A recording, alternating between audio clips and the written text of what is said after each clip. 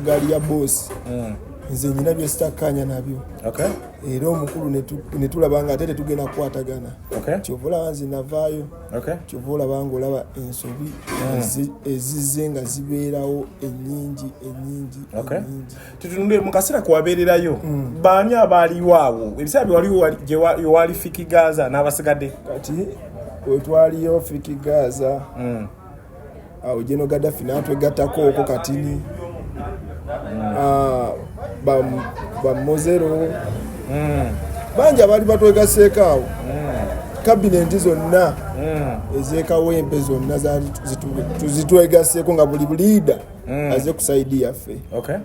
Era nga tuli kibi nga tetuli gaali wabula nga tuli friends. Okay. Yeah. So mubumpimpi teyasooka kuba gaali. Gaali bali ba mikwano ab'emikwano abegasse wamu mu kukola. Exactly. Okay. Ngera kye twagala okupolishinga out twagala kujjawo abeyita ba Godfather. Okay. Of this industry. Okay. Kubanga waliwo abaali beefudde nti bo ba Godfather of this industry ti abano be bamala buli kimu. Omwali baani abo kuba mission eba n'abantu beeruubirira n'ogamba nti tutunulidde gundi oyo okubanga tubazikiza oba si kubazikiza mubi naye mu ndongo nga ye ng'era ffenna ye twali tukkaanyaako nga twagala kuzikiza buli eyeyita nti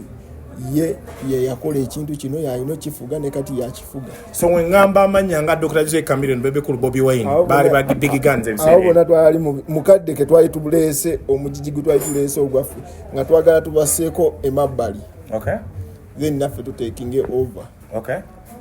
Kale gwe gwali omulamwa gwaffe nga twagala n'emijiji y'abaana abasigadde abana nabo bafune emiti kwe bamulisiza oba weyita mweze namba zendimu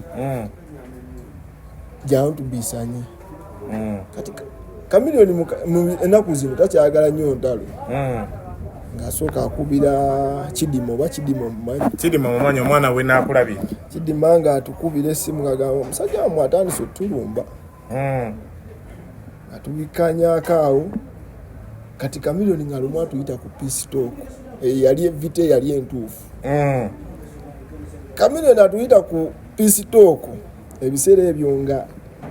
tuli organized nga tuli bangi nga kuliko ba wisdom poison busagwa wali wansi eri ekatwe nipanda nga kuliko Fiki Gaza nga ate ne Fiki Gaza kyali kusaidia yamwe yaffe ngewa Chameleon yakola ki yavaayo dda nga tuliko bagundi bani ono gundi owa chain atunda kuba yatuyita twagenda katikati kiro sawa 9 naye nze nali nakavaawo nga nakava okulaba Chameleon kwolwo olunaku ekiro ekyo naye nga Chameleon organizinza yaye nga agamba bano abavubuka tulina obateekamu empisa tugendawo kataliiwo atulagirya wala waali ziwera sawa ez'okumakya emu tugendayo tusangayo Wizo yekka Chameleon taliiwo Wizo nga atukolako effujjo era abaana ba Wisdom bayisaamu ku Wizo kwolwo olunaku oluyi ebyo byonna bituukawo Palasa abiwulira asirika Palaso nga asirise ne lujja ne babivaako ebyo era olunaku twaddamu ofuna peace talk twagendayo nze Alien ne Mozero fekka basatu Mozero kids ono wa Fake Famaica ne tugenda ne tulabani tugenda ne tulaba Chameleon person Rupi nanyini kabwira nanyini industry amanye yagwalita bapya Mr. Mbaleta 2025 so edition tugenzo kuyingira omwaka nga biralamu naye ng'embeera ya amagali oba eggaali ze zitambula mu kibuga Kampala okwoterera East Africa ne Africa at large omanyi Uganda gombukutu gwe tulina endongo etambula amawulire gatambula so ndi musanyifu okubanga negativwako ttiimu ey'enjawulo ndine coach Juko agenda kunegatako ambulire kitambulire kitya coach obulamu gamba ki obulamu buli steady side eri njagala ombulire tutambudde na gaadi ki kuba kati security enjiraba eri masavu Jeske yo kyekiriwo abalabi amanya ganga mpita Jeske nga ntambudde champion Juko omuggazi ate nga wampisa Juko muggala biki okuggala n'eggaali byawukana bitya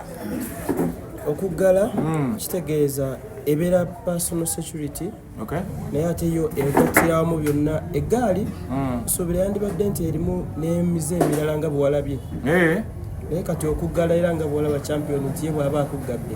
tosuubirawo muze mukyamnampisa. Alright,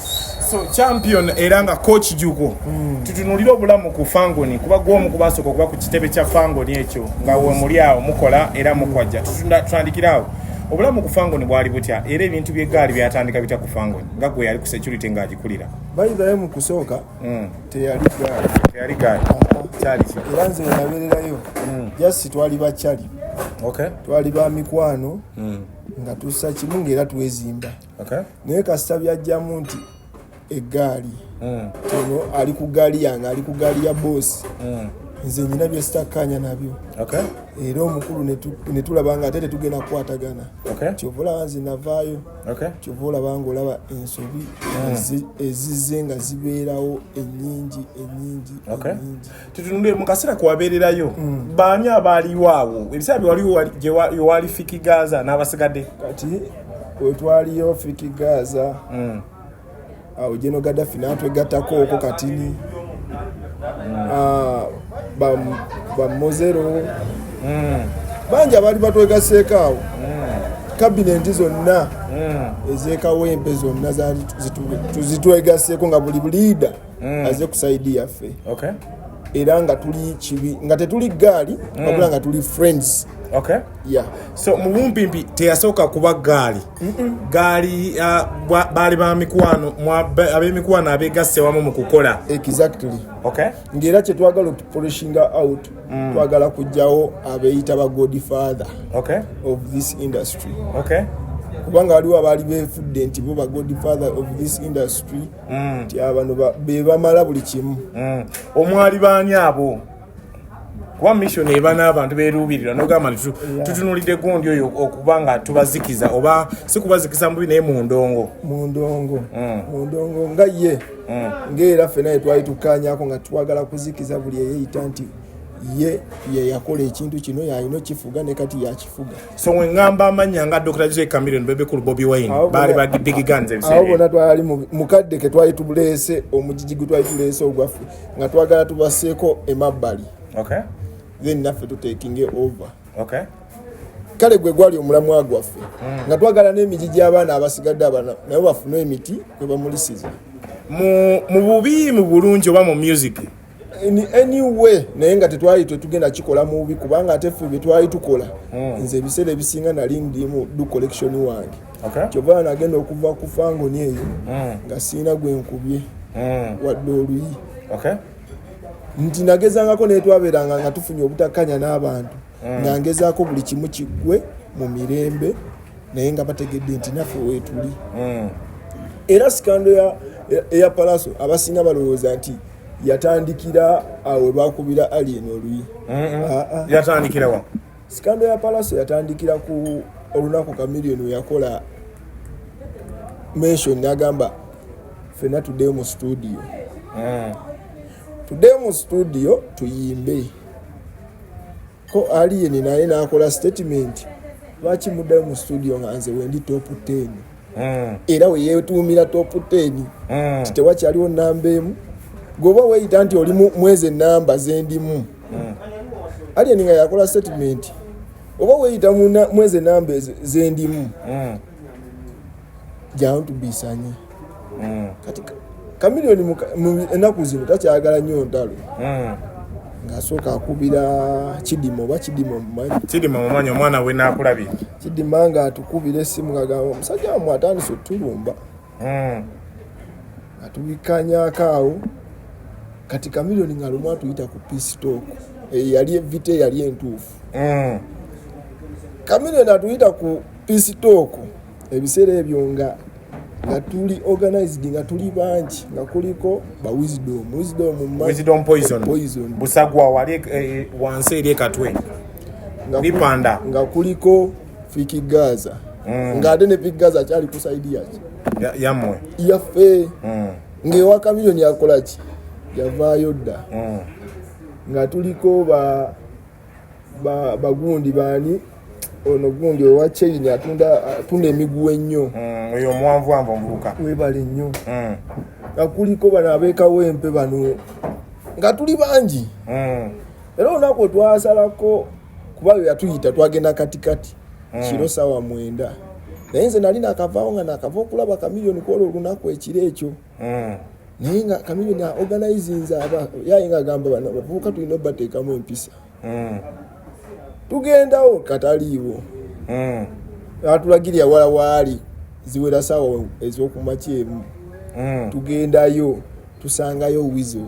yekka Chameleone taliiwo Wizo ng'atukolako effujjo era abaana ba Wisdom bayisaamu ku Wizo kwola olunaku oluyi ebyo byonna bituukawo Palasa abiwulira asirika Palaso nga asirise ne lujja ne babivaako ebyo era olunaku twaddamu ofuna pisitoko twagendayo nze Alien ne Mozero fekka basatu Mozero Kids ono wa Fake Famaica ne tugenda ne tulabani tugenda ne tulaba Chameleone person ne tubimala ne wetwabimala naye nga tudda mu camp ensobi kale ffe nze nasooka saasooka girabirawo naye nga tudda mu camp nga Gaye agamba obalabye bantidde balabye nga Alien adda mu kuvimba nga tugamba watutidde ffe tuwetuli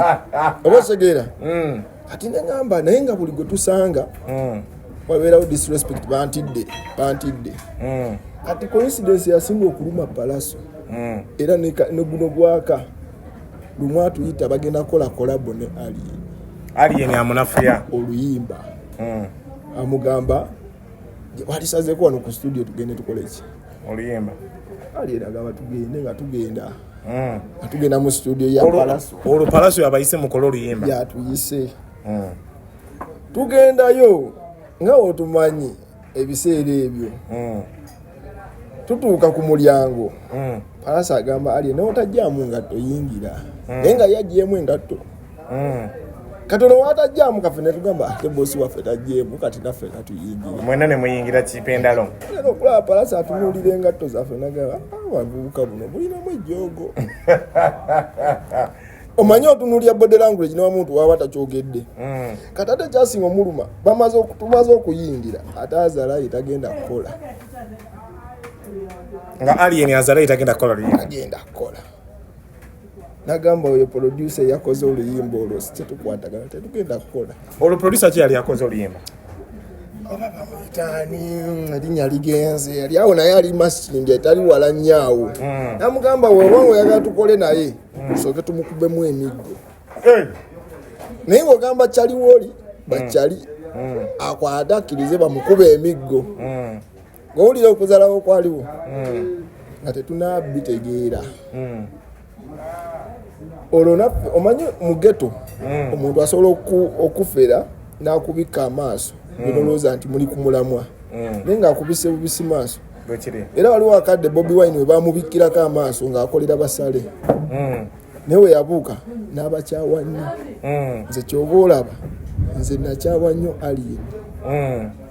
nnyo ti akadde keyambikkiramu amaaso buli we mutunulako bwe nti mpulira obusungu obusemberayo ddala ge mazima nze seekwekereza wemma nkwagala nkugamba nti nkwagala olunaku olwo n'agaana okukola ne tuvaawo ne tugenda era tuddayo bulungi kati tumuvimbye kinegedde tumugambe tujja kukola enkya misana teyalinnyayo kati Palaso y'omuntu eyajja mu Kampala mu bbanga lino nga COVID aweddeko ng'ali ize ng'oyinza n'omukuba oluyina otambula n'ogenda ge mazima kuba nze mmanyi Palaso we yabeerera nga tanaagenda na mu Amerika we yakomerawo mu Amerika vita ze yayitamu ez'aba AK ez'aba Radiant Wizo biseera ebyo yali ne bagiribo nga nze tuziraba Palaso n'asirika n'agamba kati waba aganye okola tubireke Palaso alinayo ekivvulu cricket oval era mu bbanga tini awo abamu ayita amulaba ali muri haso palaso ng'amuyita ng'ayita alini nkulengedde wano tompitako jja ntukolemu ojja kujja uberewo ku kivulu kyange